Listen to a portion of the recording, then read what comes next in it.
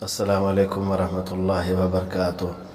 किसी दर्दमंद ने इस हमारे पुरफितन ज़माने को यूँ पेश किया है। फरमाते हैं, हिन दौर दजालिय में अजकल एक पल भी गुजारण मुश्किल। हिन दौर दजालिय में अजकल एक पल भी गुजारण मुश्किल।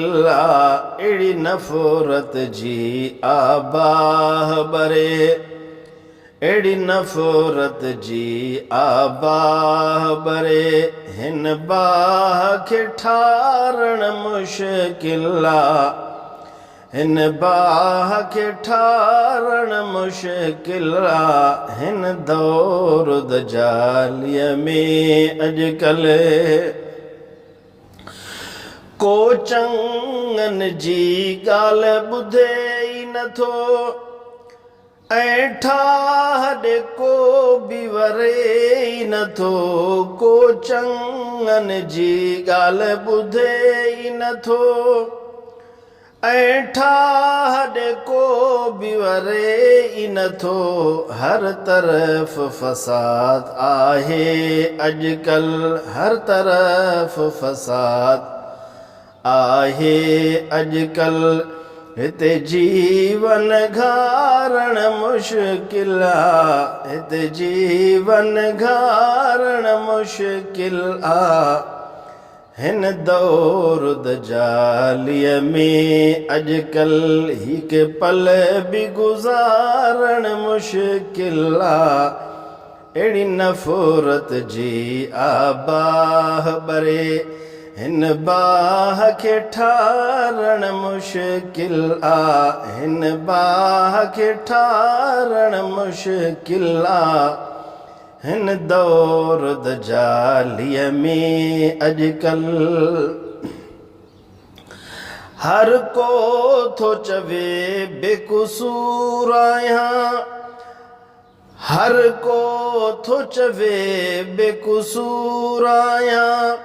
थियो ज़ुल्म मूं ते मजबूर आहियां, हर को थो चवे बेकसूर आहियां।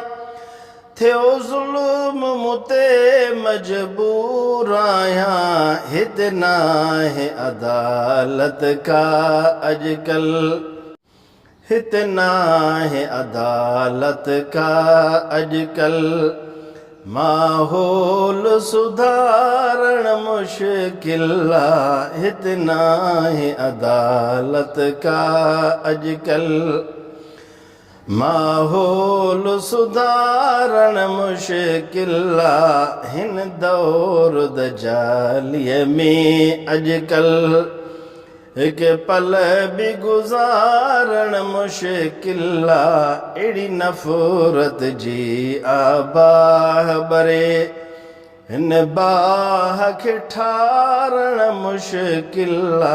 हिन दौर दजालिय में अजकल। अल्लाह, इस दौर दजाली में अच्छी खूबसूरत ज़िंदगी गुजारने का वाहिद तरीका सिर्फ है अल्लाह।